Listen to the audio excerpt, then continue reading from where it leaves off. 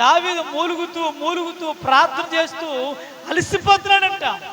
ప్రతి రాత్రి ఎప్పుడంట? ప్రతి రాత్రి మూలుగుతూ ప్రార్థన చేస్తాడు. ఎందుకు ప్రతి రాత్రి దావీదు మూలుగుతూ ప్రార్థన చేస్తాడంటే, ఉదయకాలం వెళ్ళిపోతున్నాడు దావీదు, సాయంత్రం వస్తున్నాడు. కనీసం తండ్రి అయినా, మరి మధ్యాహ్నం తిన్నావా, మధ్యాహ్నం ఎండలు ఎక్కువగా ఉన్నాయి కదరా, మధ్యాహ్న కాల సమయంలో ఎక్కడున్నావురా, సడన్గా వర్షం వచ్చింది కదా దావీదు, గొర్రెలు ఎక్కడ పెట్టావు, నువ్వు ఎక్కడున్నావు అని కనీసం ఒక్క మాట కూడా దావీదును పలకరించేవారు ఇంట్లో లేరు. నేను అంటాను, ఎవరు మనతో మాట్లాడకపోతే ఎంత బాధ ఉందో చెప్పండి. నాన్నవారు ఎవరు కూడా మనల్ని పట్టించుకోకపోతే, నేను అంటాను, ఎవరు లేకపోతే ఒక బాధ, కానీ అందరూ ఉండి కూడా దావీదుతో మాట్లాడేవారు లేకపోతే ఆ బాధ ఎంత బాధ అంటే అంటున్నాడు. ఒక రోజు కాదు, 2 రోజులు కాదు, దావీదు ప్రతి రాత్రి కూడా దావీదు ఏం చేస్తాడంట?